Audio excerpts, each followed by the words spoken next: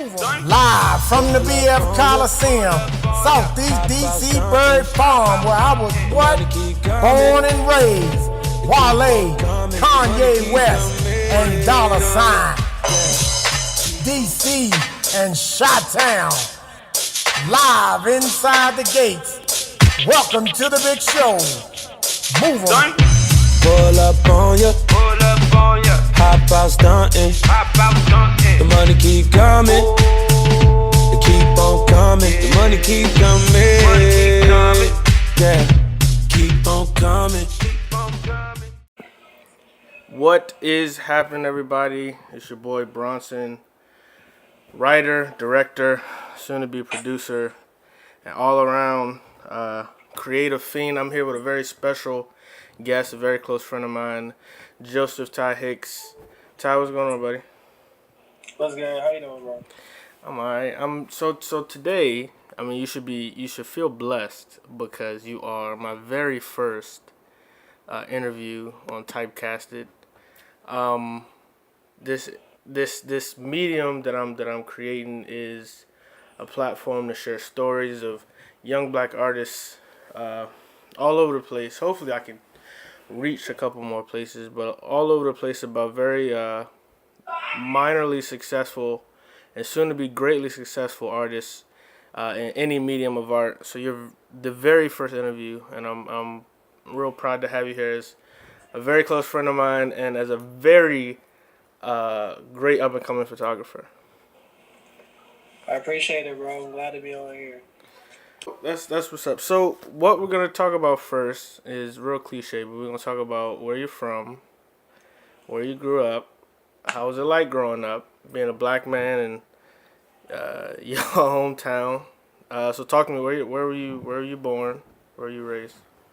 All right, so I was all over the place.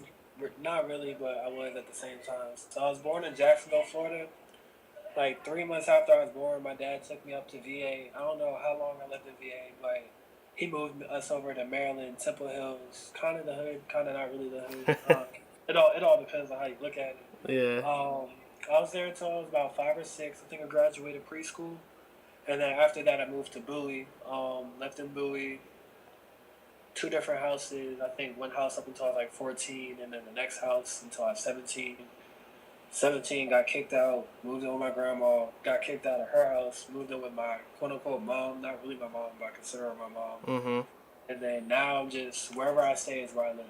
So if I'm sleeping in Norfolk, that's where I live. If I'm sleeping on my friend's couch, hey, that's where I live. So talk to me about that. How was it growing up? Was your father an integral part of your life growing up? Yeah, he was a big part, but I wouldn't say... Like, he's left me with good things, good and bad things. Right, like, right. He taught me to be independent. Right. But the way he taught me to be independent probably wasn't the best way to go about things. Right. But now, like, I don't like handouts. I don't like anyone doing too much for me, if anything, for me. Right. So that's like a good quality. Okay. So he gave you advice growing up. He gave you a strong sense of independence, fighting for what you earn and scratching and clawing to get to where you want to be.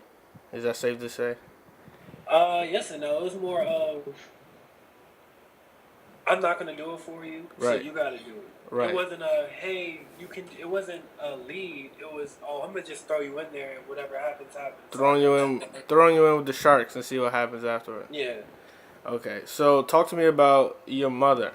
How was that growing up? I know you were born in Florida, moved to Virginia. Was your dad? Was it because of job? Was it because y'all just wanted to move? What was the story?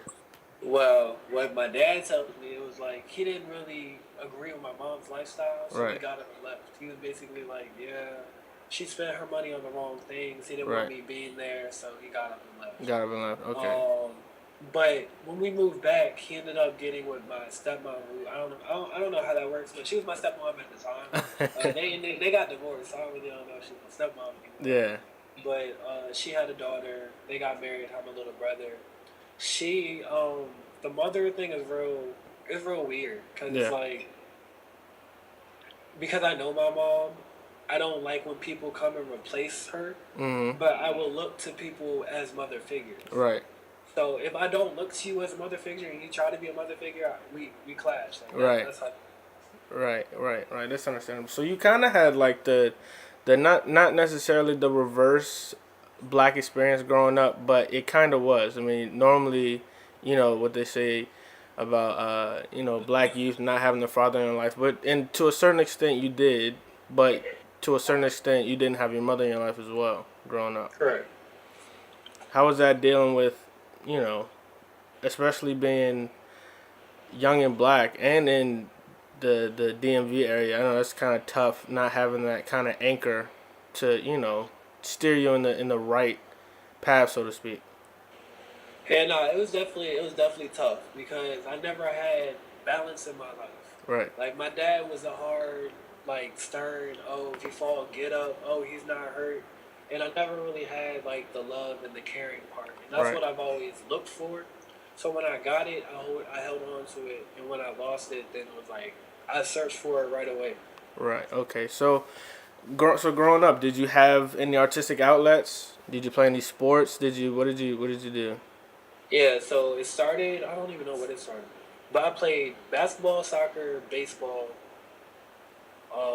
Basketball, I was too aggressive for. I mean, you're damn near 7 foot, so I hope that you Yeah. were playing Ah, basketball. but look. So when I was younger, that's when you had to play fair. You couldn't be aggressive. Blah Yeah. blah blah. So if Yeah. I sat there trying to rip the ball out of someone's hands, they'd be like, "No, Foul. can't do that." Yeah. So I was just like, "All right, I can't play basketball anymore." Played baseball. We were good. I think we went to. I don't know. I don't even know what to call it because I don't think it was like the state championship. But whatever we did, we won first place. I think. I don't know if my dad still has my old trophies, but I Yeah. have that. But then I found my almost lifelong love, soccer. Yeah. Played that for a long time. Um, I stopped right before I got to college. That's only because I chose not to go to school for soccer because I decided to come to ODU. So you were I'm not gonna offered say- you were offered opportunities to play soccer in college. correct. What universities? Um, Westminster, it's in Pennsylvania. Yeah. And then it wasn't an official offer, but me and the coach, I was like University of DC. Yeah. We were in contact a lot. I came out. The only thing about them is being a senior in high school, I knew I could replace some of those kids right then and there. Right. So it was kind of like, is it really worth going to that school to play soccer if they're Being not the gonna- star, having to carry the team. I totally get that. I get that. So, all right. So, when did you find? I guess could we call it a passion for photography? I mean, freshman year. I remember when I met you. I remember we had that wild weekend. That wild weekend. And from there, you started modeling, Yep. freshman year, and then after that, out of the blue, photography came about. So how did that stir your interest? So it's only out of the blue to people. Well, it was out of the blue to everyone because Right. not too many people knew I played around with photography when I was younger. So I think I was like 14, 15. That's when I was big on Tumblr. I had a big fan base. Like right now, I have like 2,300 followers. But Okay, yeah. I haven't been active on it, so it doesn't really mean anything. But back before, even when I only had 600, like I had people messaging me. Like I had a little fan base. Yeah. And All from your Tumblr- photography. No. It was just from Tumblr. Oh, just from Yeah. Okay. So then being on Tumblr, there was like a little, I guess, group of people, like a style, and it was Mhm. called Quality. And Quality was basically pictures that people took with cameras. Mhm. And my dad had a camera, so I picked it up and I said, "All right, well, let me jump on this wave." Right. And I'd go around taking pictures, and they were pretty. Some of them, the ones I put up, they were kind of artistic. Not all of them, but I did take artistic photos, like creative photos. And my Right. dad did tell me that. He was like, "Yeah," because what happened was I'd always take his camera, and then it got to the point where one day he was just like, "All right, you can't use it because it's mine." And he was like, "Well, don't get me wrong. Like, you take really good photos. You're really artistic and whatnot. But it's not yours. Right. So he took it, and that was that. Up until I joined the modeling troupe, and I would walk around with my friend, and all of a sudden he had a camera. I knew. I was like, "Well, you don't have a camera. Where'd you get it from?" He said, Right. "Oh, well, I get it from the library." And a lot of people don't know this, but you can rent camera equipment from the library. You can rent it for a week at a time. Right. So I started grabbing a camera, and as soon as I did, since I was on the modeling trip, I had access to all these people. You know, everyone who modeled wanted to take pictures, so all I had to do was hit them up and say, "Hey, do you guys want to go take pictures?" Of course. And it started from there. My interest in photography came the summer before I got here, though. Mhm. And shout out to Aaron D, shout out to Cam Ned. Those were my two big influence when I first got to school. Right. Do they go to ODU? Yeah, they do go to ODU. Okay. I think both of them are graduating this year. Okay. But yeah, so I came for the summer program, FSI, and Aaron and Cam were the two people taking pictures for FSI. And a couple people knew of Aaron. I didn't really know of Cam, like photography-wise, but a couple people knew of Aaron.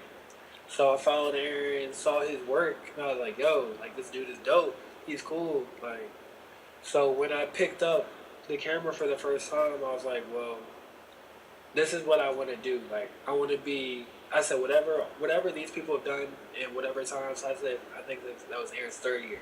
So in second or third year, whatever he did in those 3 years, I wanted to do in half the time. Right. And whatever these people did in however many years, I was going to do in half the time. So you had a natural hustle to conquer this kind of this ODU photography scene, because it's a lot of photographers at Old Dominion, a lot of you know, I don't want to say wannabe models, but they're, you know, people who want to build a portfolio to establish some type of modeling career. So you've Instagram got models. Instagram. Okay, we can call it that. That's basically what it is. We can call it that. But so with this kind of this drive to conquer ODU photography, did it produce some great stuff for you? What kind of experiences have you had as far as opportunities? You know, people looking at your stuff a little bit more closely now because you've had all these shoots with, you know, all these, you know, pretty well-known people on campus. So when I first started, and I kid you not, I was literally shooting every day. Like anytime I had free time, Yeah. I used to shoot because like I could sit there and see. And Aaron was a big comparison for me for a while. Mm-hmm. And I'd be like, all right, well, my stuff is not there yet. I got to get it there. Mm-hmm. So I just keep out going, shooting and whatnot. I talk to people. They give me tips. I did a lot of research. Yeah. And like now I can tell you, like I know my camera front and back. And you put me in any situation, I can tell you how I'm gonna set it up.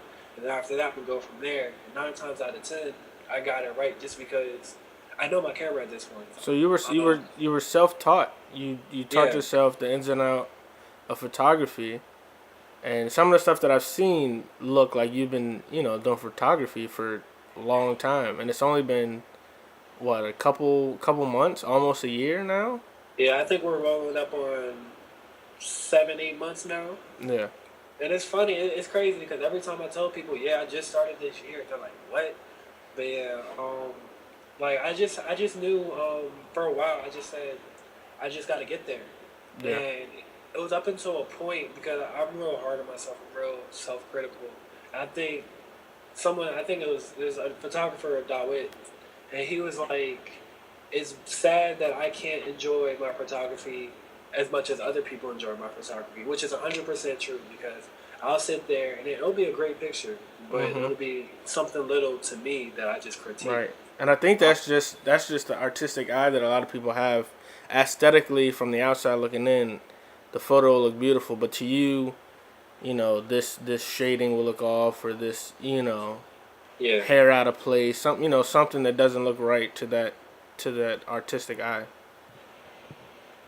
I totally get that. So, where do you see yourself as far as photography goes? Do you want to do it professionally? Do you want to do it as kind of like a side hustle to whatever your major is in college, or what do you want to do with it? So right now, it's my side hustle until it can be my main hustle. Right. Like I do, like if I can live my life and only do photography, that's what I'm gonna do, and that's the mindset that I have. That's all I'm gonna do. So a lot of people will be like, especially my grandparents, and I understand because they're older and they have a different mindset. They're from a different time period. Right. But they'll be like, well, I talked to this person and they said don't do it or don't quit your day job, blah blah blah. And that's only because yeah, they might like it, but it's all about your drive and your passion. Like Right. for me, even the past 3 days, I think I've done a shoot every day, if not 2 shoots on one day. So it's just like you just gotta work, and if you work, you can make your money off of it. There's plenty of people who only do photography. There's also plenty of people who do photography on the side. It's just all about like your passion and your drive. And I tell people, I say, look, like I'm gonna work at it. I'm gonna give it 2 years. After 2 years, I'm gonna see where I'm at, and if I can't support myself off of it, all right, then I'll go ahead and do that and something else. But that's not where my mind's at. I'm not gonna set myself short. Like I'm gonna aim too high in hopes that I get there. Right. Like if I set the bar low, then I'm gonna get it, and that's not gonna do anything to me. Like J. Cole said, if you don't aim too high, you aim too low. Right. That's what I live by. Right. That's awesome to live by. I know. With me directing and writing, I mean it's a new hustle for me, and the best advice that I can give anyone who's trying to hone their creative outlet is to just keep driving and keep focusing on their main goal. If your main goal is to be the best ballet dancer that you can ever be, then you practice and you put in 110%. I absolutely agree. Yeah. So where can people see your work at? You can see on my Instagram, my Twitter, that man's Ty, that MANZTYY, or my website jthicksphotography.com. I think Flickr, if you guys have Flickr, JT Hicks. I think it's JT Hicks Photography, JT Hicks Photos, something like that. And that's the like the photography like portfolio website, right? Yeah. Right. A lot of my work is on my website, but not all of it. I don't think anyone has seen all of my work, but there's a method to my madness. Right. That'll happen eventually. Well, it won't happen. There's some stuff that people will never see, but right. There's other stuff that you guys will see eventually, just not right now. Well, that's dope, man. I really appreciate you being on. Like I said, I'm glad that my first interview was a very close friend of mine. Hopefully I get to move in this week and we can catch up and do some stuff. This has been Typecasted with Bronson and Ty. Ty, I appreciate you coming on again. I'll put links to all your stuff in the description. And if you ever want to get your pictures taken professionally or just for shits and giggles, I highly recommend you hit up Ty. How can people book you? Is it email, through DM? Both. I have an email, jtxphotos@gmail. You can DM me on Twitter or Instagram. Walk up to me in person, whatever it is. Absolutely. But I don't do this for free. I'm gonna be straight up. Like I don't do it for free. I'm trying to make my living off this. I'm trying to get new equipment. So right. Even if I don't do it, like right now, I think I'm charging $60 for a shoot. Right. Even if it's not $60, if you can throw me 20, you can throw me 40, you can throw me like whatever it is. Like, it's a hustle. It's a hustle. Just to go towards so I get to my goal. Yeah, right. I totally agree, man. Support black businesses. And then I always say, like, it's always a barter system. Like, if you can do something for me, then I can do something for you. Absolutely. Like, my boy, he's a barber. He wanted to shoot. All right, you hook me up with a haircut, I got you with a shoot. Like, right, absolutely. Simple stuff like that. Absolutely. Well, thanks, Ty, again. This is Bronson signing off to Typecasted. I really appreciate you guys coming on. Tomorrow, I'm going to have a very special guest, another friend of mine, Monte Taylor, and a few my other... manager, by the way. Yep, Ty's manager. We're going to be talking about his business, how he started it. He's also into a whole plethora of things on both on campus and off campus. He's a real integral part of the. He's actually the president of the NAACP at ODU, the ODU chapter. He also is in the honey business. We'll talk about that more tomorrow. Well, the next video that gets posted up. But like I said, thanks again, Ty. We'll see you later. This is Bronson signing off. Again, finally, for the first time, Typecasted. See you soon. All my bitches love me. The money keep coming. Whoa, you were just so right. Yeah, you.